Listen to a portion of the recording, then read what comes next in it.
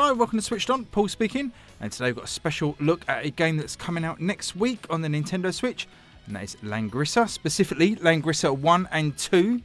Get 2 games here for the price of 1, and this comes from NIS America. Big thanks to those guys for the preview copy, and this one comes out on the 10th of March in America for just under $50, and the 13th of March in the UK and Europe for just under £50. As I say, you're getting 2 games here, although there's a little caveat with that, which we'll get to in a second. What we're going to do is join the second mission of the first game. Don't want to spoil too much of the story when you start off. And we'll just resume our game here. Now we've created a character. Your character is always called Ledin. And you create a character by answering sort of multiple choice questions at the start of the game, and whatever you answer to those gives you sort of a balance of different sorts of stats, so you can play around some different builds with different save games. This is a remaster of the original game, so this is a remastered look for the game. But if we go into the settings menu, we can actually switch back to some of the original assets from the game. So we can go back to the original music from 91. And we can go back to the classic look. So let's see how that changes the game. It's quite a substantial upgrade, the remaster. As you'll see when this loads in. Listen to the music.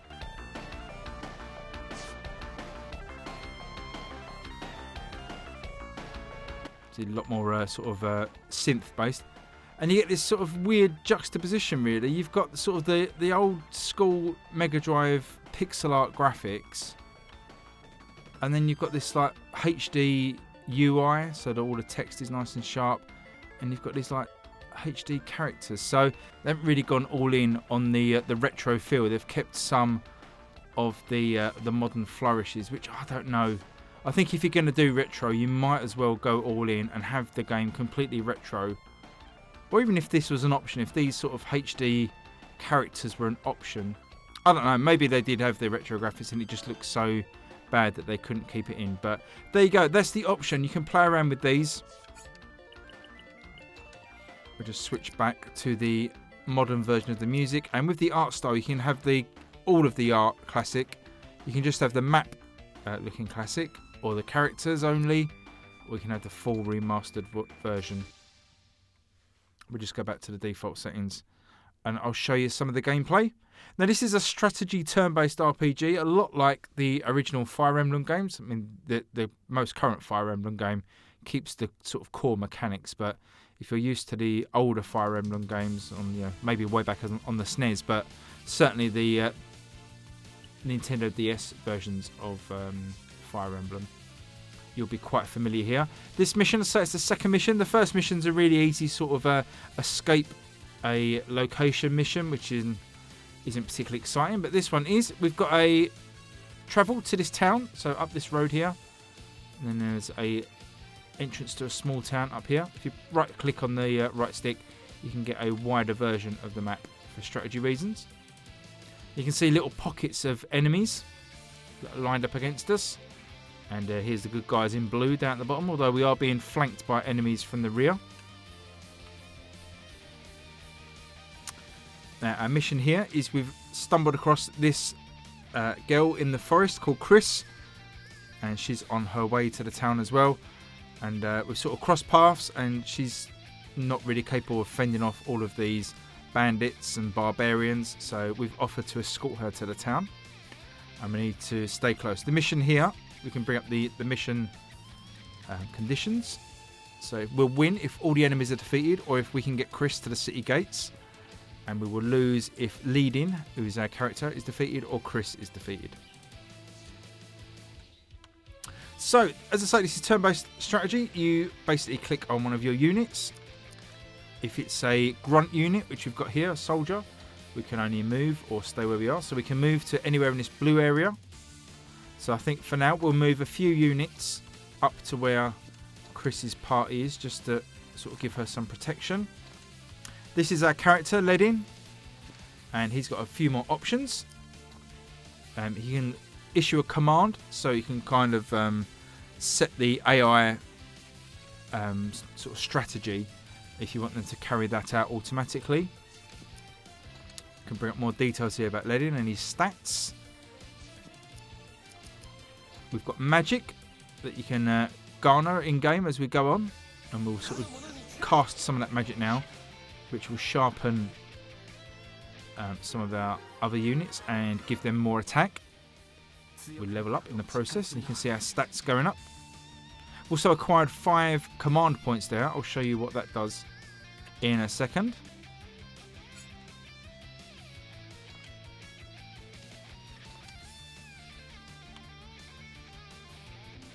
Get back onto Ledin. I don't think we can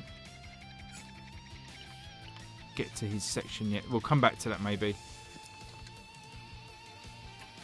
Yeah, we'll come back to that, the command points. So we need to send some guys to fend these off. So we'll kind of just make a little bit of a blockade, and we'll get this guy in an attack situation. So you can see now we're next to an enemy. We've got an option to attack, which we'll take, and we can choose any of these red squares to attack. Obviously we want to choose this one. You can see like Fire Emblem at the top, we've got kind of a preview of the battle, so we can see our health points are going to go down from 120 to 82, and the enemies are going to go from 120 to 51. And you can see a little bit more details at the bottom against who we're fighting, the different statistics. If we press A, we get into combat situation. The Ledin sticks his aura in for a bit. But you can see here's kind of like, obviously Fire Emblem, but you know, maybe Advanced Wars, sort of the way the battle plays out. You can skip these battles as well by pressing ZR. That will skip you through the animation, so you don't have to keep sitting through that. Because there is quite a lot of stuff going on each turn. A lot of units to move, a lot of units to act. So Volkov, we don't want to move too far with him because we've got enemies coming from the north as well. So we just kind of want to make a bit of a barrier. Shift these ones on a little bit. Ooh. Just to make some progress. But basically we want to protect Chris as much as we can. So we're going to end our turn there. Oh, let's just move this guy as well. Otherwise he'll get left behind. So that's all our units grayed out. And we can end the phase by pressing X to bring up this menu. And then end the phase. Now, the rest of the ally units will move. So Chris is moving her units. They're moving off into the forest. And that's the enemy's turn. So they get to move all of their units and do any attacking that they feel necessary. Can't really do much to speed this up in the game, which is a little bit of a shame. Sometimes you have to wait for 20 or 30 units to act. Especially as you get deeper into the game. We'll start skipping some of these battles in a short while. Just let some of them play out so you can see how the animations are. Now, mentioned Langrisser II. That is very, almost, well, I say very similar. It's almost identical to Langrisser I, right down to the same UI. The same way you start a game by going through those multiple choice questions to create a character. Bit disappointed how similar it is. Obviously, it's a different setting, a different story, and a different main character. You're called Elwin in that game, but it is essentially an extension of Langrisser. Very little was different. The game looks exactly the same. Graphically, which is a little bit of a shame. So hopefully gonna hold these guys up and keep them away from Chris. Let's just attack the main tribes person. They've got a lot more health than us, so we're probably going to struggle there. Oh, we're actually taking them down. There we go. Good job. Good job, my little soldiers. So you see there, Ledin has leveled up. We've got some more stats and more command points. So if you destroy the commander of a battalion, it will get rid of all the other units. So it's good to sort of head for the leader of the battalions. It's because we've cleared those away now. So we've got to worry about these guys up here, these other tribesmen. We've got the lead tribesman here. If we can take him down again, we can get rid of that posse of baddies. And again, we're going to edge forward a little bit, making sure we don't leave Chris too far behind. Thankfully on this level you don't get any more enemies come up behind you, so we can be pretty safe now that we're going to move into more of a forward strategy.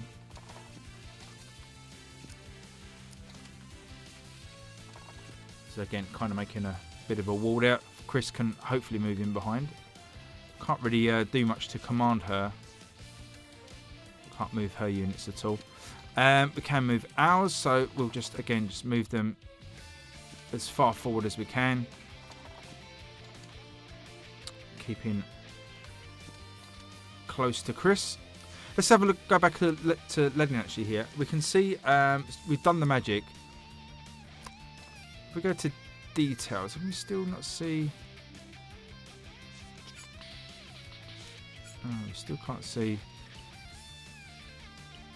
any of this, the character details. I don't think. I was going to show you some of the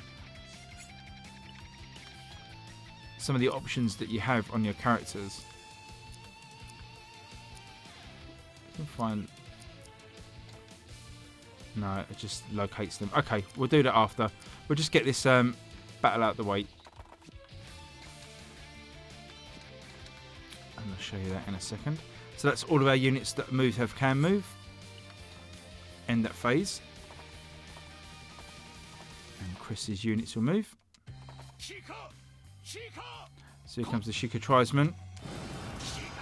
And he's put himself forward, so hopefully if we can get a few units attacking him, we can take him out and get rid of all the other sub-units. Not that time. There is kind of the Fire Emblem sort of battle triangle as well. I'll show you that in a second. Not quite as, it's not sort of weapons based as Fire Emblem is. It's more unit based. So units are stronger and weaker against different types of units. But you can see here the waiting time for the enemy to move is a little bit of a pain. If you're not really into these sort of games, then I think you'll find that a little bit annoying. Just want to bring up the help menu, but that's not here either. Okay, that's right. Right, let's take out this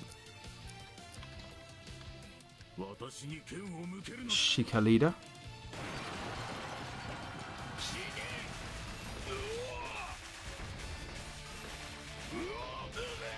Yes, so that's it. So we've taken out the lead tribesman, so that should get rid of all the other units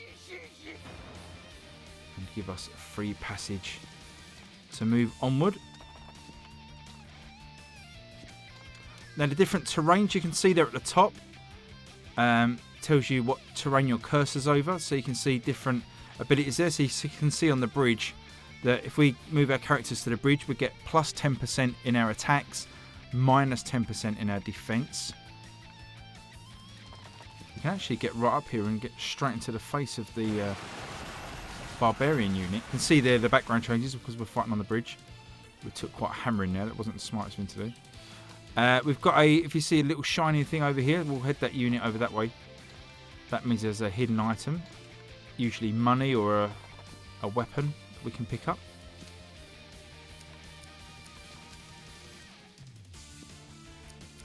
We still can't do anything now, so we're just going to move him.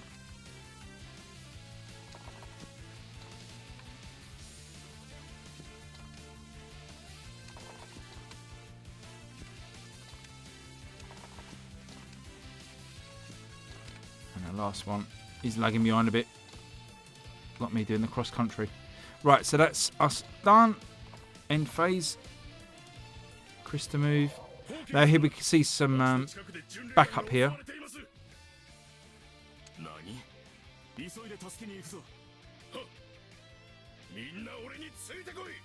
You can hear that all the voicing is in Japanese. There's no English voicing options. It's all subtitled.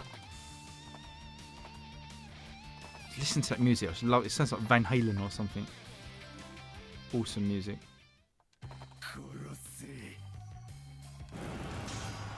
It's in these early missions. The sort of strategy of the AI isn't particularly great. They're just putting their leader right into harm's way. Although to be fair, that band of units did the job. Now we can skip these battles, as I say, with ZR. If we press ZR, it just gives you sort of a result at the end. And again, just tap ZR. Just skip that battle. You can actually turn that off completely in the options as well, so you don't have to skip it manually. But the option's there if you want to. So where is the leader? He's up there. Let's see if we can take him down this time. Oh, we've only got one unit. That wasn't. Oh, here comes the cavalry.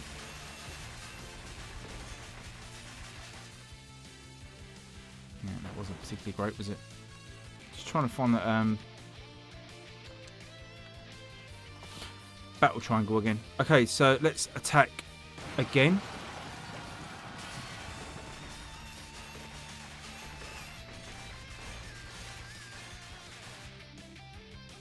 No, still can't take him down.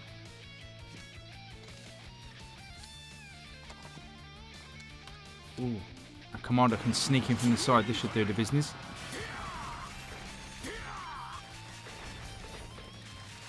And there we go. That should clear the path for us to move onwards. So let's have a look at this hidden item over here. So if we move our character over to it and stand by, we get 500 gold. That was what was hidden now. And we can press on. But this is the main crux of the gameplay. I've played a few hours of this Langrisser I, not so much of Langrisser II. But what I'm going to do is I'll carry on playing it and probably give you my final thoughts next week. I'm quite a big fan of Fire Emblem generally, so this game definitely appeals to me from a sort of tactics point of view. Although it is quite, I'd say probably a little bit deeper than Fire Emblem. Oh, pick the right unit. This little Porky's definitely lagging behind, isn't he? So that's Langrisser. Looks really nice. Plays really nice if you like your sort of turn-based strategy games. I think this is going to be right up your street. If you're a fan of Fire Emblem, then obviously kind of a no-brainer if you want more of the same. You'll be well catered for here. And you are getting 2 games, even if they are similar. Should still give you plenty of hours of content. As I say, I'll try and get back with another video before the 10th next week. Before it hits the US stores, just to give you sort of my final thoughts on it before the game actually releases. But as I say, really liking it so far. Have a look at it, check it out. If you've got any questions, please leave them below. And while you're there, give me a thumbs up if you can, please. And subscribe if you're new. Always welcome new subscribers.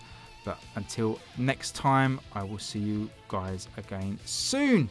Cheers, everyone. Bye-bye.